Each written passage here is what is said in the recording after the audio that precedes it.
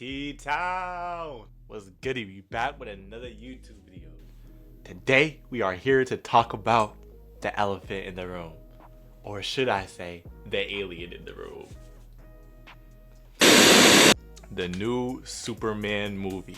Now, I wanted to make a YouTube video on Superman the day it dropped. Because I saw the movie the day it dropped and I was ecstatic, bro. Movies have been weak for DC for too long, bro. Movies have been weak for DC for way too long.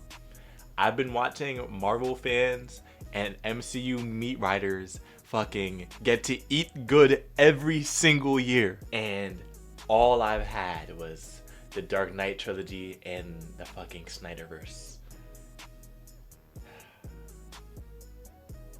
But it finally feels good to have like an actual great DCU film, like an actual universe that's gonna be interconnected and really be good. Like I can already tell this universe is gonna be great just based off the first movie.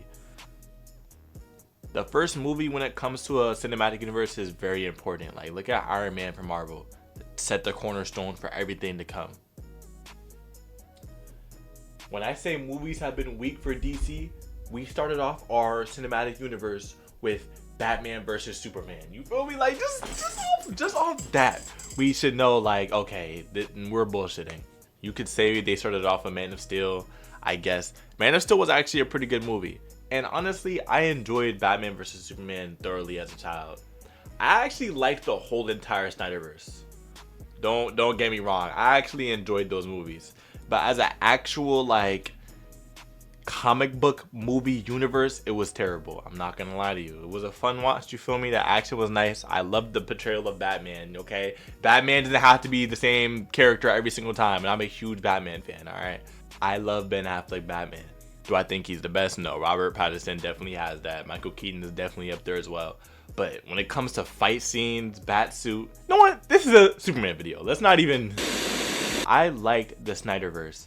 But watching James Gunn's take on Superman just makes Snyder's universe feel so fucking small and disgusting and like embarrassing to even exist. Because it shows when someone actually appreciates the source material, they can actually do something really good with the universe. And as DC fans, we're just holding on to something that was clearly not like up to what it really could be. Now we finally have what it's supposed to be. It just feels so good.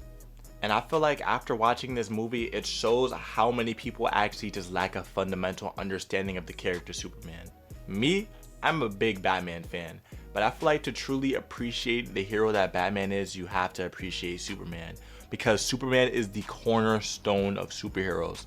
Superman represents everything that every superhero should aspire to be. And Batman looks up to Superman, let's be real. Watching Superman and seeing him save people and really prioritize being a superhero first is something I feel like is just so refreshing in a comic book movie to see.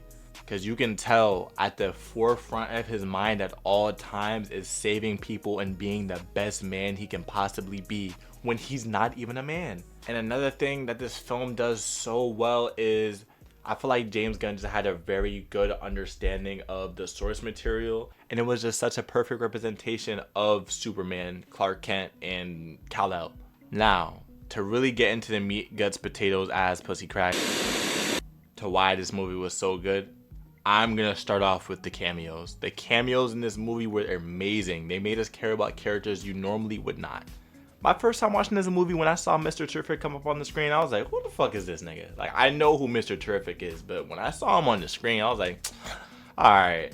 But as you continue to watch through the movie, you're like, yo, this nigga's kind of cold, bro. Not even kind of. He's definitely one of the coldest people in the movie to begin with. They made me care about Guy Gardner. Guy Gardner was a great part of this movie. They nailed his character and they actually made him entertaining, feel powerful, feel like he was supposed to be there. Bro, I'm just such a big fan of how they portrayed the characters in this universe. I feel like Lex Luthor was portrayed perfectly in this film. I think this is the best portrayal of Lex Luthor we've gotten in a minute, and one of the best comic book movie villains we've seen in a minute. He's an amazing hater, genius intellect, bro. Some of the intellect feats we've seen from Lex Luthor in this movie are insane.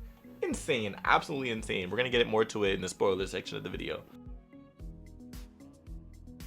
Outside of the characters, the CGI was beautiful. The practical effects, CGI, editing, all seamless, was very digestible, good to watch. Storyline felt very fresh, doesn't feel like anything reused or something I've seen in a lot of comic book movies. Obviously, some of the tropes are gonna feel like done before because Superman is a standard of being a superhero, so at the end of the day, it's a superhero movie. Camera work throughout the film was amazing. Soundtrack throughout the film was amazing, bro. The soundtrack really added to the movie, bro. Like, I feel like when you watch a lot of these other superhero movies, the soundtrack doesn't really do anything for you. It's generic music, nothing feels too crazy. Watching Superman, the music really just, you feel me? Like, it really just, and I feel like with the quality of this movie, it definitely sets the tone and standard of the upcoming DC Universe movies and superhero movies going forward. Because it really sets the standard for superheroes to really be people that care about saving people, being great people, you feel me? Being a little bit corny, being campy, you feel me? Being comical, not having to be fucking edgy and grungy all the time and just fucking emo and slap around. I'm telling you, after this movie, I feel like a lot of these movies are going to be very comic accurate. Maybe not comic accurate, but it will feel like watching comic books, bro. And I'm very excited for that, especially in the DCU with Supergirl, Woman of Tomorrow coming up, the Green Lantern show coming up, Batman Brave and the Bold coming up, the Clayface movie coming up. I feel like I'm watching. The perfect example is the movies are gonna feel like those animated DC movies that used to come out back in the day. I don't know if they still come out, but those animated DC movies that were so good, and I was like, bro, like, I wish this was live action. I feel like we're finally getting a live action adaptation of those DC movies. I'm just so excited to see it. Now to get to the spoiler section of the YouTube video.